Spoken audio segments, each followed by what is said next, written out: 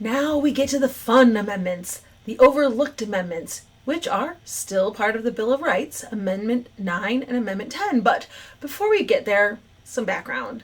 Leading up to the ratification of the Constitution of the United States, there were two factions. One, the Federalists, wrote some essays that were published in local newspapers defending the new Constitution, laying out the intent of the founders.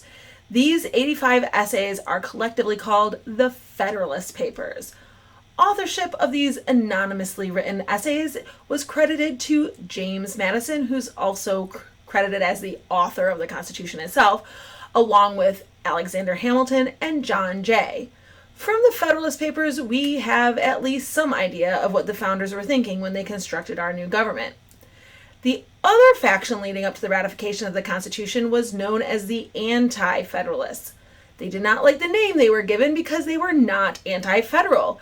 They too believed in a federal form of government, but they did not agree with the Federalists that the one constructed was the one that best protected the rights of individuals and states from the new central government that the Constitution created.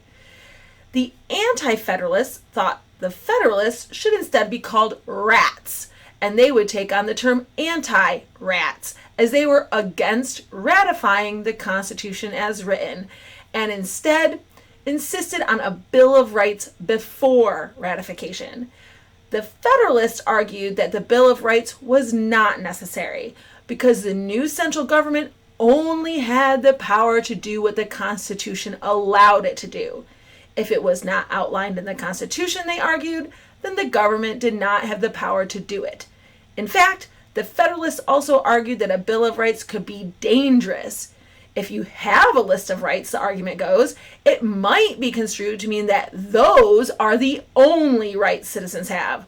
Other important rights might be left out of the list and then trampled on by the new government because they were not explicitly listed in the Constitution. What do you think? Does the government trample our unwritten rights? Does the government trample any of the rights explicitly outlined? Should the list of rights been more comprehensive or left off altogether? Should the liberties have been better explained within the document itself instead of left up to interpretation? Knowing what we know now, what would you have done differently had you been one of the founders constructing the Bill of Rights?